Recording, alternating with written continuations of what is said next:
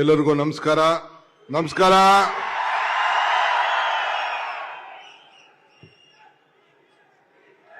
ಆಯ್ತು,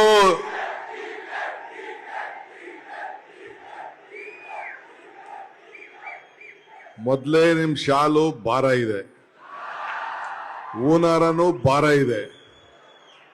ನಾನು ಅಭಿನಂದನೆ ಮಾಡಿಸ್ಕೊಳಕ್ ಬರ್ಲಿಲ್ಲ. ಇಲ್ಲಿ ಅಭಿನಂದನೆ ನೀವು ಮಾಡಬೇಕಾದ್ದು 2028ರಲ್ಲಿ. ಅಲ್ಲಿವರೆಗೂ ನಿಮ್ಮನ್ನು ನೋಡ್ತೀನಿ.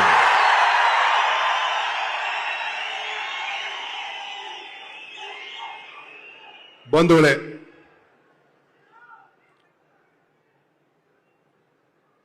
ಕರ್ನಾಟಕ ಸರ್ಕಾರದ ಗೌರವಾನ್ವಿತ ಇಂದಿನ ಸಚಿವರು, ನನ್ನ ಹಿರಿಯರಾದಂಥ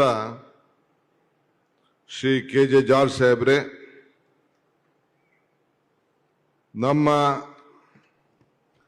ಚೆಸ್ಕಾಂ, ಮೆಸ್ಕಾಂ, ಎಸ್ಕಾಂ, ಜೆಸ್ಕಾಂ ನನ್ನ ಅಧ್ಯಕ್ಷಗಳಾದಂಥ ರಮೇಶ್ ಬಂಡಿಸಿದ್ದೇಗೌಡ್ರೆ, ಹರೀಶ್ ಕುಮಾರ್ ಅವರೇ, ಅಜ್ಜಂಪೀರ್ ಖಾದ್ರಿರವರೇ, ಪ್ರವೀಣ್ ಪಾಟೀಲ್ ರವರೇ,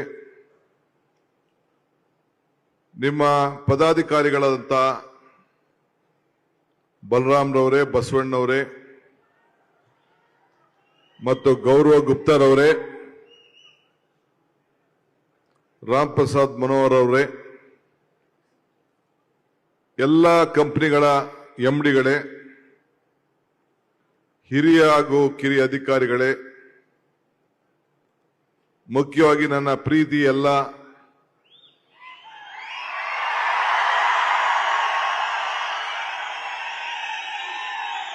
ಈ ನಮ್ಮ ಇಂದಿನ ಇಲಾಖೆಯ, ಸ್ವಲ್ಪ ಶಾಂತಿಯಿಂದ ಇದ್ರೆ ಮಾತಾಡ್ತೀನಿ, ಇಲ್ಲ ಅಂದ್ರೆ ನಿಮ್ಗೇನ್ ಬೇಕೋ ಸಿಗುದಿಲ್ಲ. ಅದು ಸುಮ್ಮನೆ ಇರಿ. ಇಂದಿನ ಇಲಾಖೆಯ ಎಲ್ಲ ನೌಕರರ ಬಂಧುಗಳೇ, ಇಂಜಿನಿಯರ್ ಆಗಿರ್ಬೋದು, ಪವರ್ ಮೆನ್ಗಳಾಗಿರ್ಬೋದು ಮತ್ತು ಎಲ್ಲ ಮಿನಿಸ್ಟರ್ ಸ್ಟಾಫ್ ಇರ್ಬೋದು, ಇವತ್ತು ಇಡೀ ಕರ್ನಾಟಕ ನೋಡ್ತಾ ಇದೆ ಡಿ.ಕೆ. ಶಿವಕುಮಾರ್ ಏನ್ ಮಾತಾಡ್ತಾನೆ ಅಂತ ಹೇಳಿ ನೋಡ್ತಾ ಇದೆ. ದೀಪ ಉರಿತಾ ಇದೆ. ನಾವು ಹಚ್ಚಿದ ದೀಪ ಉರಿತಾ ಇದೆ.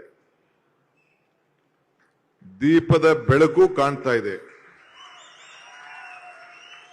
ಆ ದೀಪದ ಹಿಂದೆ ಬತ್ತಿ ಕಾಣ್ತಾ ಇಲ್ಲ, ಎಣ್ಣೆನೂ ಕಾಣ್ತಾ ಇಲ್ಲ.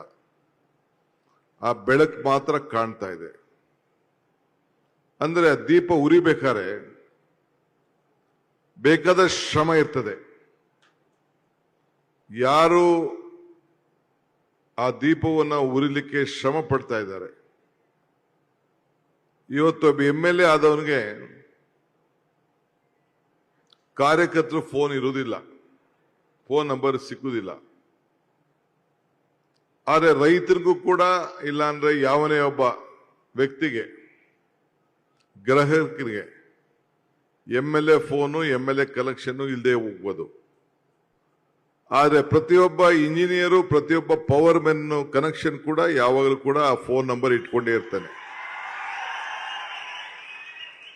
ಅಂದ್ರೆ ಯಾವ ರೀತಿ ಸಂಪರ್ಕದಲ್ಲಿ ನಿಮ್ಮ ಜೊತೆ ಇರ್ತಾನೆ ಅನ್ನೋದಕ್ಕೆ ಇದು ಸಾಕ್ಷಿ.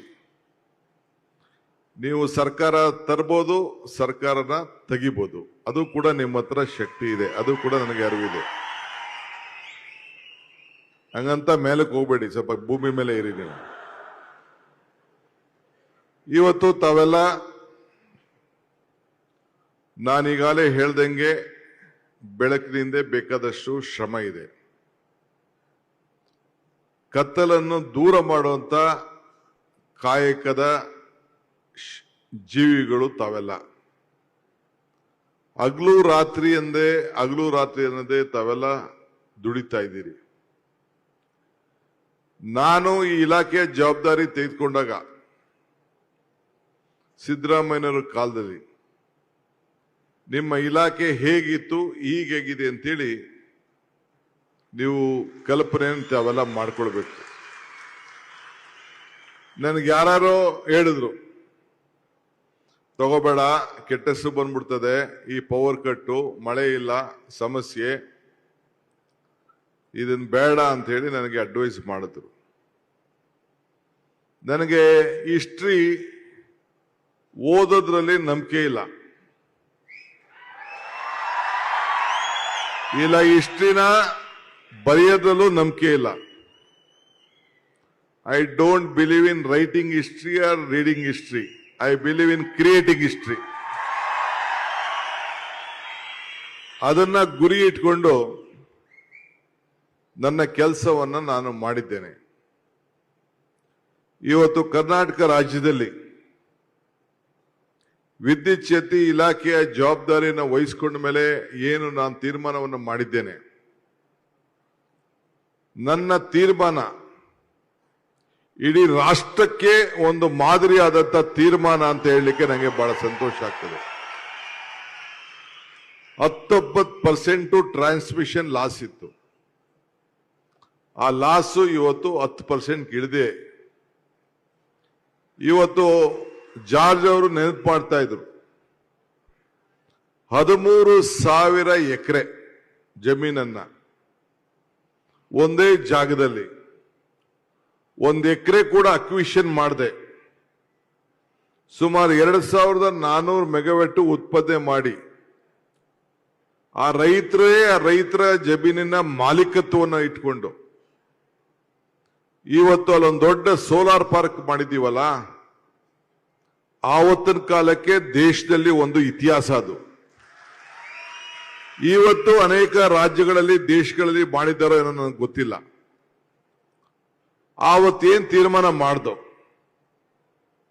ಅದನ್ನ ನೀವೆಲ್ಲ ಡಿಸ್ಟ್ರಿಬ್ಯೂಷನ್ಸ್ ಕೂಡ ಪ್ರತಿ ತಾಲೂಕಲ್ಲೂ 20 ಮೆಗಾವ್ಯಾಟು 50 ಮೆಗಾವ್ಯಾಟು ಅಂತ ಹೇಳಿ ಟೆಂಡರ್ ಕರೆದಿ ಅಲ್ಲೇ ವಿದ್ಯುತ್ತನ್ನ ಉತ್ಪಾದನೆ ಮಾಡಿ ಅಲ್ಲೇ ರೈತರು ಕೊಟ್ಟು ಈ ಟ್ರಾನ್ಸ್ಮಿಷನ್ ಲಾಸ್ ಅನ್ನ ಉಳಿಸಿ ರೈತರನ್ನ ಬದುಕಿಸ್ಬೇಕು ಅಂತೇಳಿ ಏನು ಅವತ್ತಿನ ಕಾಲದಲ್ಲಿ ತೀರ್ಮಾನ ತೆಗೆದುಕೊಂಡೆ, ಅದು ಕೂಡ ಇತಿಹಾಸ.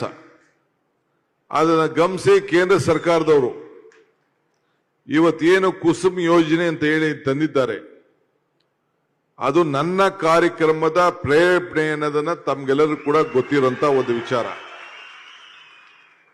ಆದ್ರಿಂದ ಇವತ್ತು ಗಡಿಯಲ್ಲಿ ಸೈನಿಕರಿರ್ತಾರೆ, ಶಾಲೆಯಲ್ಲಿ ಶಿಕ್ಷಕರಿರ್ತಾರೆ, ಕಾರ್ಖಾನೆಯಲ್ಲಿ ಕಾರ್ಮಿಕ ಇದ್ದಾನೆ, ಹೊಲದಲ್ಲಿ ಕೃಷಿಕ ಇರ್ತಾನೆ, ನಮ್ಮ ಮನೆಗಳಲ್ಲಿ ನಮ್ಮ ತಾಯಿ ಯಾವ ರೀತಿ ಪೋಷಣೆ ಮಾಡ್ತಾರೆ ಹಂಗೆ ನೀವೆಲ್ಲ ಕೂಡ ಬೆಳಕನ್ನ ಕೊಡ್ತಾರಂತ ಧೀಮಂತ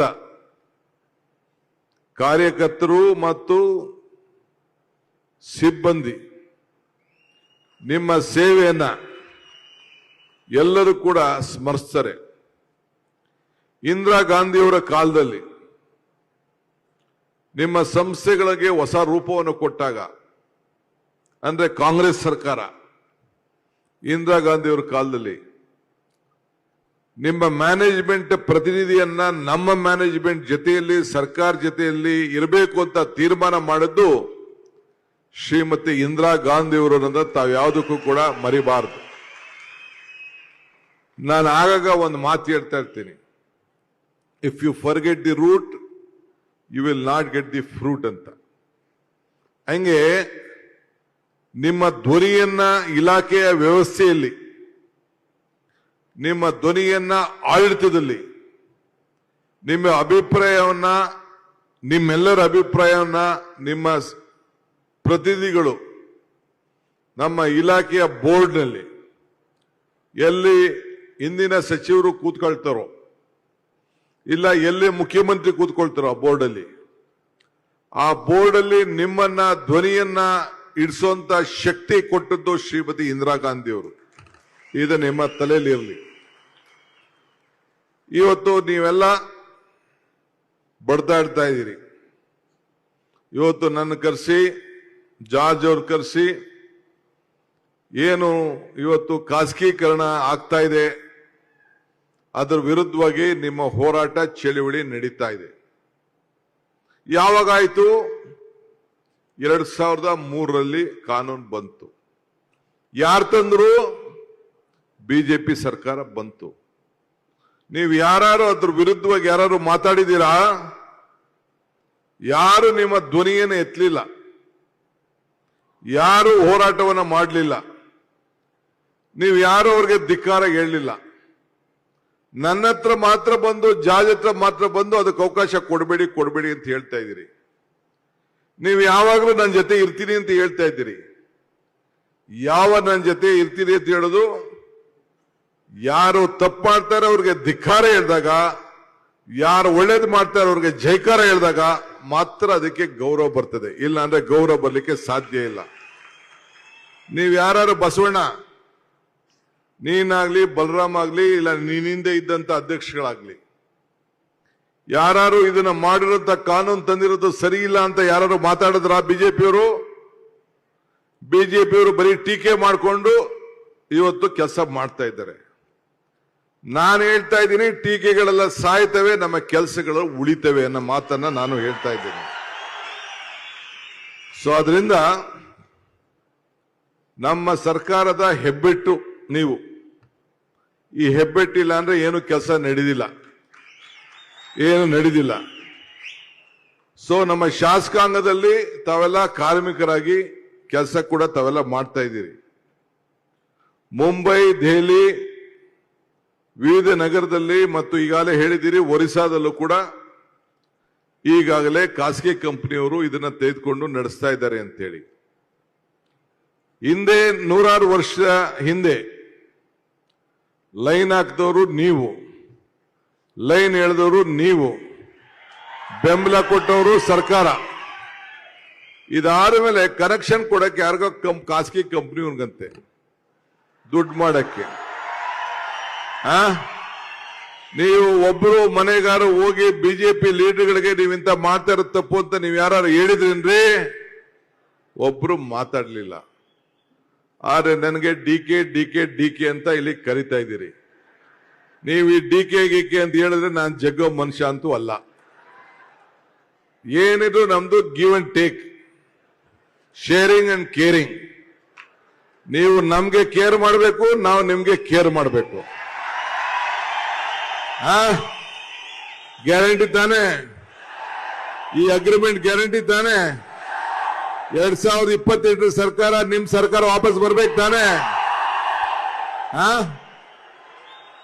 ಈಗ ಹೇಳಿ, ಅದೇನ್ ಡಿಕೆ ಅಂತ ಈ ಸತಿ ಹೇಳ್ತೀರ ಹೇಳಿ ನೋಡೋಣ. ಮಾಧ್ಯಮದವರು ಇದೆಲ್ಲ ಸ್ವಲ್ಪ ದಾಖಲೆ ಮಾಡ್ಕೊಳ್ಳಿ. ಸಾಕು. ನುಡಿದಂತೆ ನಡಿಬೇಕು, ಕೊಟ್ಟ ಮಾತನ್ನ ಉಳಿಸ್ಕೊಳ್ಬೇಕು. ಈಗಾಗಲೇ ಜಾರ್ಜ್ ಸಾಹೇಬ್ರು, ನಮ್ಮ ಎಸ್ಕಾಂನ ಎಲ್ಲ ಅಧ್ಯಕ್ಷಗಳು ನನಗೆ ಬಂದು ಕಿವಿಲಿ ಹೇಳಿದ್ದಾರೆ. ಏನ್ ಹೇಳಿದ್ದಾರೆ? ಡಿಕೆ ಶಿವಕುಮಾರ್ ಕಾಲದಲ್ಲಿ ಯಾವ ಕಾರಣಕ್ಕೂ ಪ್ರೈವೇಟೈಸೇಷನ್ ಆಗಬಾರದು ಅಂತ ನನಗೆ ಹೇಳಿದ್ದಾರೆ.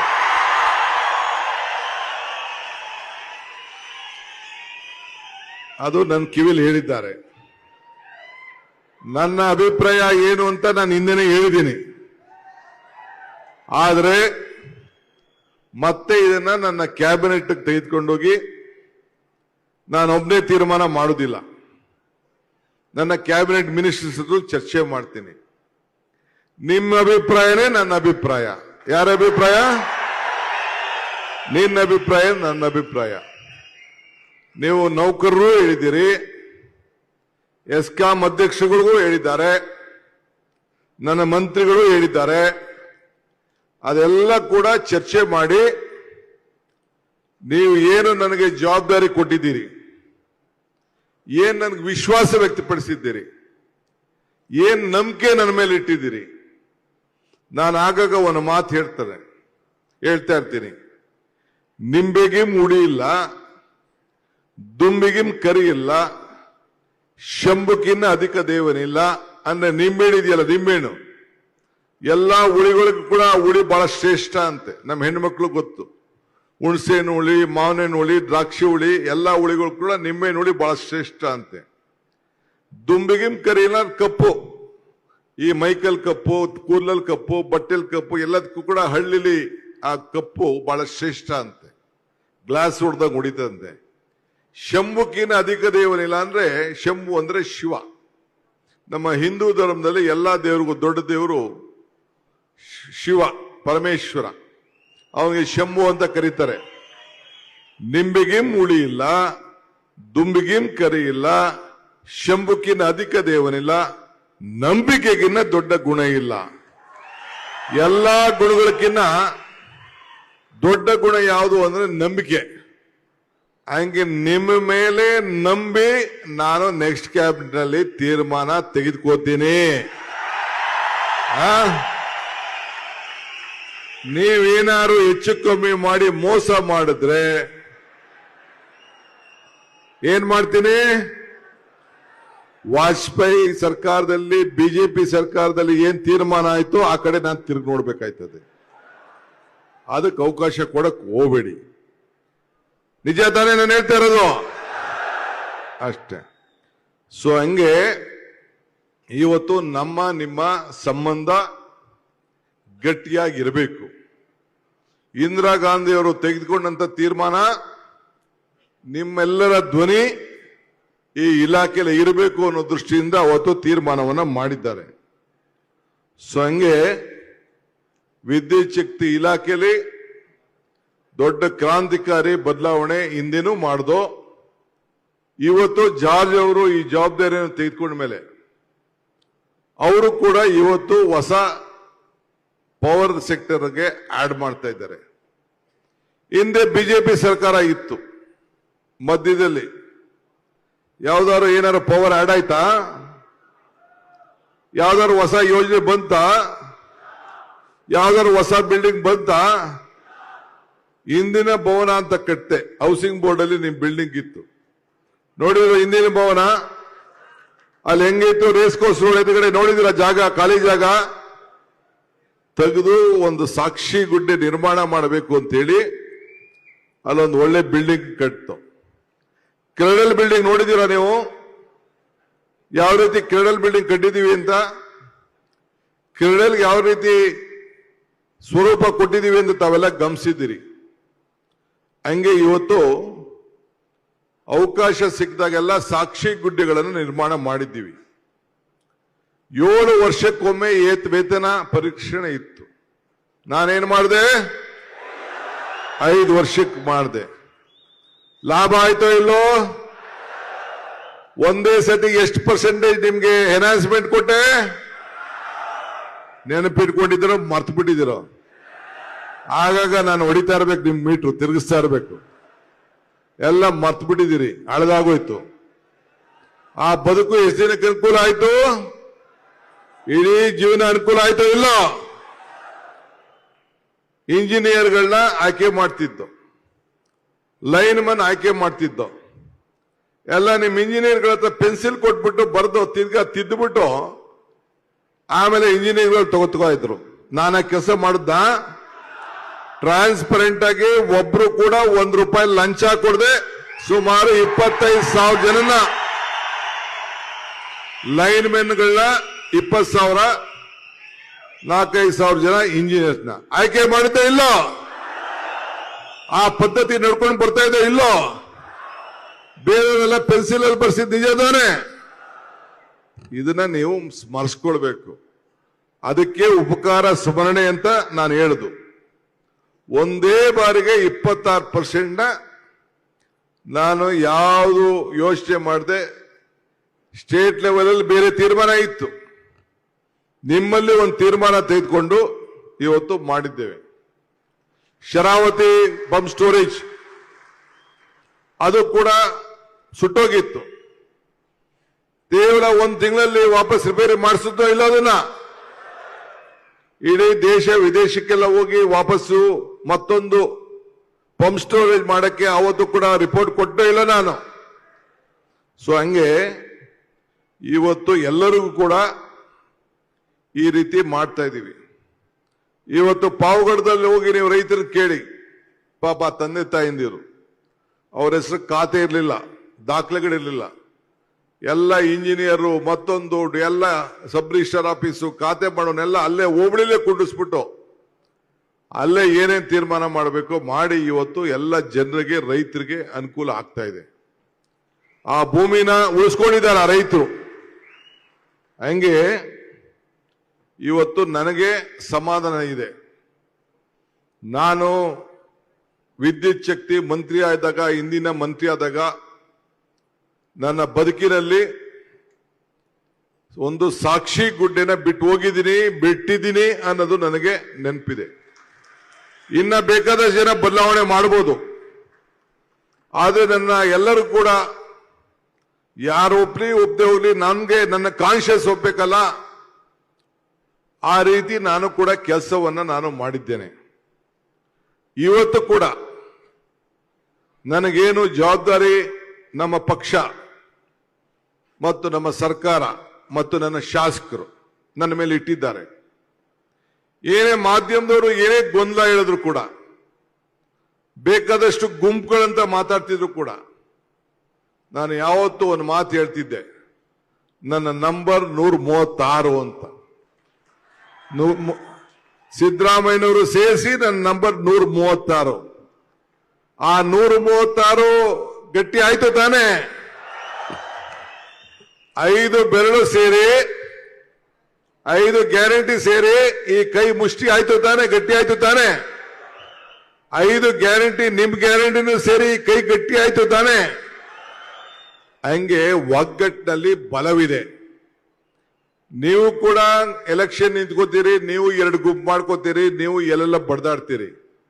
ಬಲರಾಮು, ನಮ್ಮ ಬಸವಣ್ಣ ಎಲ್ಲ ಬೇರೆ ಬೇರೆ ಗುಂಪು 2-3 ಗುಂಪು ಮಾಡ್ಕೋತೀರಿ. ಆದ್ರೆ ಇಲಾಖೆ ಅಂತ ವಿಚಾರ ಬಂದಾಗ ನೀವೆಲ್ಲ ಒಗ್ಗಟ್ಟಾನೆ. ಹಂಗೆ ನಮ್ಮಲ್ಲೂ ಕೂಡ ಯಾವಾಗಲೂ ಕೂಡ ನಾವು ಒಗ್ಗಟ್ಟಾಗಿ ಕೆಲಸ ಮಾಡ್ಕೊಂಡು ಹೋಗ್ತಾ ಇದ್ದೀವಿ. ಆದ್ರಿಂದ ನನಗೆ ಆತ್ಮವಿಶ್ವಾಸ ಇದೆ. ಈ ರಾಜ್ಯದಲ್ಲಿ ಒಂದು ಬದಲಾವಣೆ, ಆಡಳಿತದಲ್ಲಿ ನ್ಯಾಯಬದ್ಧವಾದಂತ ಕಾರ್ಮಿಕರಿಗೆ, ರೈತರಿಗೆ, ವರ್ತಕರಿಗೆ ಎಲ್ಲರಿಗೂ ಕೂಡ. ನನಗೆ ಜಾತಿ ಬಗ್ಗೆ ನಂಬಿಕೆ ಇಲ್ಲ, ನನಗೆ ಮಾನವೀಯತೆ ಬಗ್ಗೆ ನಂಬಿಕೆ. ಎಲ್ಲ ಜಾತಿ ಎಲ್ಲ ಧರ್ಮದವರು ಒಂದೇ ನನಗೆ. ಸೊ ಅದರಿಂದ ಇವತ್ತು ತಾವೆಲ್ಲ ಇಷ್ಟು ದೊಡ್ಡ ಸಂಖ್ಯೆಯಲ್ಲಿ ಸೇರಿದ್ದೀರಿ. ನಿಮ್ಮ ಸಂದೇಶ ನಾನು ನಿಮ್ ಕೇಳ್ಕೊಳ್ಳೋದು, ಈಗ ನಾನು ಉಚಿತವಾಗಿ 1,65,00,000 ಜನರಿಗೆ ಗೃಹ ಜ್ಯೋತಿ ಕೊಡ್ತಾ ಇದ್ದೀವಿ. ಅದು ಕೆಲವರೆಲ್ಲ ಬೇಕಾದಷ್ಟು ಅದರಲ್ಲಿ ಸ್ವಲ್ಪ ಮಿಸ್ಯೂಸ್ ಆಗಿದ್ದು ಒಂದು ವರದಿ ಬಂದಿದೆ. ನಾನು ಯಾರು ಕೊಡ್ತಾ ಇದ್ದೀನಿ ಅಂತ ಗೊತ್ತಾಗಬೇಕಲ್ಲ. ನಮ್ಮ ರಾಜ್ಯದವ್ರು ನಾವು ಕೊಡ್ಬೇಕಲ್ಲ, ಹೊರಗಡೆ ರಾಜ್ಯದವರು ಕೊಡಕ್ಕಾಗ್ತದ? ಹೊರಗಡೆ ರಾಜ್ಯವರು ಪಾಪ ಅವ್ರ ಬದುಕಕ್ಕೆ ಬಂದಿದ್ದಾರೆ, ನನಗೇನು ಬೇಜಾರೇನಿಲ್ಲ. ನಿನ್ನ ಮತ ನಿನ್ನ ಹಕ್ಕು, ನಿನ್ನ ನೀರು ನಿನ್ನ ಹಕ್ಕು, ನಿನ್ನ ಭೂಮಿ ನಿನ್ನ ಹಕ್ಕು. ಸೊ ನಾನು ಯಾರಿಗೂ ಕೂಡ ಯಾವುದೇ ವಿಚಾರಕ್ಕೆ ಸರ್ಕಾರ ಇಲ್ಲಿವರೆಗೂ ಬೇಕಾದಷ್ಟು ವಿದ್ಯುತ್ ಶಕ್ತಿ ಮಾಡ್ಲಿಕ್ಕಾಗಿರ್ಬೋದು, ಲೈನ್ ಎಳಿಕಲಾಗಿರ್ಬೋದು, ಬೇಕಾದಷ್ಟೆಲ್ಲ ಮಾಡಿದ್ದಾರೆ. ಎಲ್ಲರೂ ಕೂಡ ಉಳಿಸ್ಕೊಂಡು ಕೆಲಸ ಮಾಡ್ಕೊಂಡು ಹೋಗ್ತಾ ಇದ್ದೀನಿ. ಇವತ್ತು ಹೊಸ ಹೊಸ ಆಲೋಚನೆಗಳು ಬರ್ತಾ ಇದೆ, ಹೊಸ ಹೊಸ ಇತಿಹಾಸಗಳು ಬರ್ತಾ ಇದ್ದಾರೆ. ಮೊದಲು ಒಂದು ಸ್ಟೇಷನ್ ಆಗ್ಬೇಕಾದ್ರೆ 5 ಎಕರೆ, 2 ಎಕರೆ, 3 ಎಕರೆ ಬೇಕಾಗಿತ್ತು. ಈಗೆಲ್ಲ 1 ಎಕರೆಲ್ಲೂ ಮಾಡ್ತಾರೆ, ಭೂಮಿ ಒಳಗಡೆನೂ ಮಾಡೋಂಥ ಒಂದು ಪದ್ಧತಿ ಕೂಡ ಈಗ ಬಂದ್ಬಿಟ್ಟಿದೆ. ಹೊಸ ಟೆಕ್ನಾಲಜಿ ಕೂಡ ಬಂದ್ಬಿಟ್ಟಿದೆ, ಆರ್ಟಿಫಿಷಿಯಲ್ ಇಂಟೆಲಿಜೆನ್ಸ್ ಬಂದಿದೆ. ಇಡೀ ದೇಶದಲ್ಲಿ ನಿಮ್ಮ ಇಂಜಿನಿಯರ್ಗಳಿಗೆ ಯಾರು ಗೌರವನೇ ಕೊಡ್ತಿರ್ಲಿಲ್ಲ. ಎಲ್ಲರಿಗೂ ಎಲೆಕ್ಟ್ರಾನಿಕ್ ಬೇಕಾಯ್ತು, IT ಬೇಕಾಯ್ತು, BT ಬೇಕಾಯ್ತು. ಬಟ್ ಚೀಫ್ ಇಂಜಿನಿಯರ್ಗಿಂತ ಜಾಸ್ತಿ ಸಂಬಳ ನಿಮ್ಗೆ ತಾನೆ? ನಿಮ್ಮ ಇಲಾಖೆಯ ಮುಖ್ಯಸ್ಥರಿಗೆ, ಚೀಫ್ ಇಂಜಿನಿಯರ್ಗಳಿಗೆ ಒಳ್ಳೆ ಸಂಬಳ ಬರ್ತಾ ಇರ್ತಾನೆ. ನೀವು ಶ್ರಮ ಪಡ್ತೀರಿ, ನಿಮ್ ಫಲ ಇರಲಿ, ನಾನೇನು ತಪ್ಪು ಹೇಳುದಿಲ್ಲ. ನಮ್ಮ ಸಿವಿಲ್ ಇಂಜಿನಿಯರ್ಸು ಮತ್ತು ನೀವು ಹಗಲು ರಾತ್ರಿ ದೇಶನ ಕಟ್ಟಂತ ಒಂದು ದೊಡ್ಡ ಇಲಾಖೆಯ ಜವಾಬ್ದಾರಿ. ನೀವು ನೇಷನ್ ಬಿಲ್ಡರ್ಸ್. ಹಗಲು ರಾತ್ರಿ ಒಂದು ನಿಮಿಷ ಏನಾದ್ರು ಕರೆಂಟ್ ಹೋಯ್ತು ಅಂದ್ರೆ ಆ ಡಿ ಕೆ ನನ್ನ ಮಗ ಬಂದ ನೋಡೋ ಕರೆಂಟ್ ಹೊಂಟೋಯ್ತು ಅಂತ ಅಂತಾರೆ, ಜಾರ್ಜ್ ಬೈತಾರೆ. ಅದಕ್ಕೆಲ್ಲ ಕಾಪಾಡೋರು ಯಾರು? ನೀವು. ಸೊ ಹಂಗೆ ನೀವು ಎಲ್ಲ ಕೆಲಸ ಮಾಡಬೇಕು. ನಾನು ಈ ಬಲ್ಬು LED ಬಲ್ಬ್ಗೆ ಪುನೀತ್ ರಾಜ್ಕುಮಾರ್ ಅವ್ರನ್ನ ಕರ್ಕೊಂಡೋಗಿ ಅವ್ರ ಕೈಲಿ ರಾಯಬೇರಿಯಾಗಿ ಮಾಡಿಸ್ದೆ. ನಾನು ಯಾರಿಗೂ ಲಂಚ ಕೊಡ್ಲಿಲ್ಲ, ಪಾಪ ಅವರು ದುಡ್ಡು ಇಸ್ಕೊಳ್ಳಿಲ್ಲ ರಾಯಬೇರಿಯಾಗಿ ಬರಕ್ಕೆ. ಅವರು ಫ್ರೀಯಾಗಿ ಬಂದು ಮೈಸೂರಲ್ಲಿ ಆ ಕಾರ್ಯಕ್ರಮವನ್ನು ಮಾಡಿದ್ರು. ಈಗ ನೆಕ್ಸ್ಟ್ 1,65,00,000 ಜನರ ಮನೆಗೂ ಕೂಡ ಅರ್ಜಿಗಳನ್ನ ಕಳಿಸ್ಕೊಡ್ತೀನಿ. ನಮ್ಮ ಪ್ರತಿಯೊಂದು ಸ್ಟೇಷನ್ ಅಲ್ಲೂ ಕೂಡ 6 ಜನ ನಮ್ಮ ಕಾರ್ಯಕರ್ತರನ್ನ ನೇಮಕ ಮಾಡಿದ್ದೀವಿ. 5 ಗ್ಯಾರಂಟಿಗಳ ಸಮಿತಿ ಕೂಡ ಪಂಚಾಯತ್ ಮಟ್ಟದಲ್ಲೂ ಮಾಡಬೇಕು ಅಂತ ತೀರ್ಮಾನ ಮಾಡಿದ್ದೀನಿ. ಅವ್ರನ್ನ ಇಟ್ಕೊಂಡು ಸರಿಯಾದ ರೀತಿಯಲ್ಲಿ ನೀವು ಫಾರಂ ಫಿಲ್ಅಪ್ ಮಾಡಿ ಅವ್ರದ್ದು ಫೋಟೋ, ಅವ್ರದ್ದು ಫೋನ್ ನಂಬರು, ಯಾರವನು, ಅವನ ಇತಿಹಾಸ ಏನು, ಯಾರು ಕೊಡ್ತಾ ಇದೀವಿ ಅಂತ ತಿಳ್ಕೊಳ್ಬೇಕಾದ್ದು ನಮ್ಮ ಡ್ಯೂಟಿ ತಾನೆ. ಒಬ್ಬೊಬ್ಬರ ಹೆಸರಲ್ಲಿ ಎಷ್ಟೆಷ್ಟು ಕರೆಂಟ್ ಇದೆಯೋ ಇಲ್ಲೊಂದ ನೋಡ್ಬೇಕಾದ್ ನಮ್ಮ ಡ್ಯೂಟಿ ತಾನೆ. ಸರ್ಕಾರಕ್ಕೆ ಕಾಪಾಡಬೇಕಾದ್ದು ನಿಮ್ ಡ್ಯೂಟಿ ತಾನೆ. ಸೊ ಅದಕ್ಕೆ ಈ ಒಂದು ತೀರ್ಮಾನವನ್ನ ತೆಗೆದುಕೊಂಡಿದ್ದೇನೆ. ಸೊ ಅದಕ್ಕೆ ನೀವು ಕೂಡ ಸಹಕಾರವನ್ನು ಮಾಡಬೇಕು. ಇವತ್ತು ತಮ್ಮೆಲ್ಲರ ಸಹಕಾರ ಇರಲಿ, ಯಾರು ಚಿಂತೆ ಮಾಡೋದು ಬೇಡ. ಇವತ್ತು ತಾಲೂಕ್ ಲೆವೆಲ್ ಅಲ್ಲಿ ಏನು ಹಿಂದೆ ಟ್ರಾನ್ಸ್ಮಿಷನ್ ಲಾಸ್ಗೆ ಕಡಿಮೆ ಮಾಡೋದು, ಅದು ದೇಶದಲ್ಲೇ ಒಂದು ಇತಿಹಾಸ. ಇವತ್ತು ನಿಮಗೂ ಕೂಡ ಈ ಸಂದರ್ಭ ಹೇಳಕ್ಕಿಷ್ಟೇ, ಇನ್ನ ಬೇಕಾದಷ್ಟು ರೆಪ್ರೆಸೆಂಟೇಷನ್ ಕೊಟ್ಟಿದ್ದೀರಿ, ಯಾವುದಾದ್ರೂ ಬೇಡಿಕೆಗಳನ್ನೆಲ್ಲ ಇಟ್ಟಿದ್ದೀರಿ. ಅದನ್ನೆಲ್ಲ ಮತ್ತೆ ನಾನು ನಮ್ಮ ಅಧಿಕಾರಿಗಳ ಹತ್ರ ಚರ್ಚೆ ಮಾಡಿ, ನಮ್ಮ ಮಂತ್ರಿಗಳ ಹತ್ರ ಚರ್ಚೆ ಮಾಡಿ, ಅವ್ರನ್ನೂ ಕೂಡ ವಿಶ್ವಾಸಕ್ಕೆ ತೆಗೆದುಕೊಂಡು ಯಾವುದಾದ್ರೂ ನ್ಯಾಯಬದ್ಧವಾಗಿ ತೀರ್ಮಾನ ಮಾಡಬೇಕು, ಆ ಕೆಲಸ ನಾನು ಮಾಡ್ತೇನೆ. ನನ್ನ ಮೇಲೆ ನಂಬಿಕೆ ಇರಲಿ. ನೆಕ್ಸ್ಟ್ ಕ್ಯಾಬಿನೆಟ್ ದಿನ ಚರ್ಚೆ ಮಾಡಿ ನಿಮ್ಗೇನ್ ಸಹಾಯ ಮಾಡಬೇಕೋ, ಏನ್ ಸಂದೇಶ ಕೊಡಬೇಕೋ ಆ ಸಂದೇಶನ ನಮ್ಮ ಜಾರ್ಜ್ ಸಾಹೇಬರು ಕ್ಯಾಬಿನೆಟ್ ಅಲ್ಲಿ ಈ ವಿಚಾರನ ಮಂಡಿಸ್ತಾರೆ. ಆ ಕ್ಯಾಬಿನೆಟ್ ಆದಮೇಲೆ ಇದು DK ಶಿವಕುಮಾರ್ ಒಬ್ಬಂದೇ ತೀರ್ಮಾನ ಆಗಬಾರ್ದು. 5 ಬೆರಳುಗಳು ಸೇರಬೇಕು, 10 ಬೆರಳು ಸೇರಬೇಕು. ಎಲ್ಲರಿಗೂ ಕೂಡ ಈ ವಿಚಾರವನ್ನು ತಿಳಿಸಿ, ಈ ಸರ್ಕಾರ ಈ ಜ್ಯೋತಿಯನ್ನ ಬೆಳಗ್ತಾ ಇದೆ, ನೋಡ್ತಾ ಇದ್ದೀರಾ. ಶುಭಂ ಕರೋತಿ ಕಲ್ಯಾಣಂ ಆರೋಗ್ಯಂ ಧನ ಸಂಪದಂ ಜ್ಞಾನ ಶಕ್ತಿ ಸ್ವರೂಪಚ ದೀಪ ಜ್ಯೋತಿ ಪ್ರಕಾಶಿತಂ. ತಮ್ಮೆಲ್ಲರೂ ಕೂಡ ಮಂಗಳವಾಗ್ಲಿ, ಶುಭವಾಗ್ಲಿ, ಆರೋಗ್ಯವಂತರಾಗ್ಲಿ, ಐಶ್ವರ್ಯವಂತರಾಗ್ಲಿ ಅಂತೇಳಿ ನೀವೆಲ್ಲ ಕತ್ತಲಿಂದ ಬೆಳಕಿಗೆ ಯಾವಾಗಲೂ ಕೂಡ ಇಡ್ಲಿ ಅಂತೇಳಿ ಬಹಳ ಸಂತೋಷದಿಂದ ಜ್ಯೋತಿ ಇನ್ನ ಆರಿಲ್ಲ, ಉರಿತಾಯ್ತೆ, ಅದನ್ನ ತಿಳ್ಕೊಳ್ಳಿ. ಸೊ ನಿಮ್ಮ ಭಾವನೆಗಳು ಯಾವ ಕಾರಣಕ್ಕೂ ನಾನು ಹಾರಕ್ಕೆ ಬಿಡುವುದಿಲ್ಲ, ನಂಬಿಕೆ ಇರಲಿ. ಆದ್ರೆ ನಿಮ್ಮ ಅಗ್ರಿಮೆಂಟು ಸ್ಟ್ರಾಂಗ್ ಆಗಿ ಇರಲಿ. ನಿಮ್ಮ ಅಗ್ರಿಮೆಂಟ್ ಏನಾದ್ರು ಇಲ್ಲ ಅಂದ್ರೆ ನಿಮ್ಗೆ ಗೊತ್ತಲ್ಲ, ಕೊಟ್ಟ ಮಾತು ಉಳಿಸ್ಕೋಬೇಕು. ಗ್ಯಾರಂಟಿ ತಾನೆ. World power is world power. ಏನೋ ಯಾರು ಮಾತು ಕೊಟ್ರೆ ಮಾತು ಉಳಿಸ್ಕೋಬೇಕು ತಾನೆ. ಪ್ರಪಂಚದ ಮಾತು. ಜಾರ್ಜ್ ಸಾಹೇಬ್ರು ಸಾಕ್ಷಿ, ನಮ್ಮೆಲ್ಲ ಎಸ್ಕಾಂ ಅವರು ಸಾಕ್ಷಿ, ಮಾಧ್ಯಮದವ್ರು ಸಾಕ್ಷಿ. ಎಲ್ಲ ಕೈ ಎತ್ತಿ ನೋಡೋಣ. ಎಲ್ಲ ಫೋಟೋ ಹಿಡಿಯಪ್ಪ, ಅವ್ರದ್ದೆಲ್ಲ ಸ್ವಲ್ಪ ಕೈಗಳೆಲ್ಲ ಕರೆಕ್ಟ್ ಇದೆಯಾ ಅಂತ. ಓಕೆ, ಎಲ್ಲರಿಗೂ ಶುಭವಾಗ್ಲಿ. ಜೈ ಹಿಂದ್, ಜೈ ಕರ್ನಾಟಕ, ಜೈ ಇಂದಿನ ಇಲಾಖೆ. ಎಲ್ಲರಿಗೂ ನಮಸ್ಕಾರ.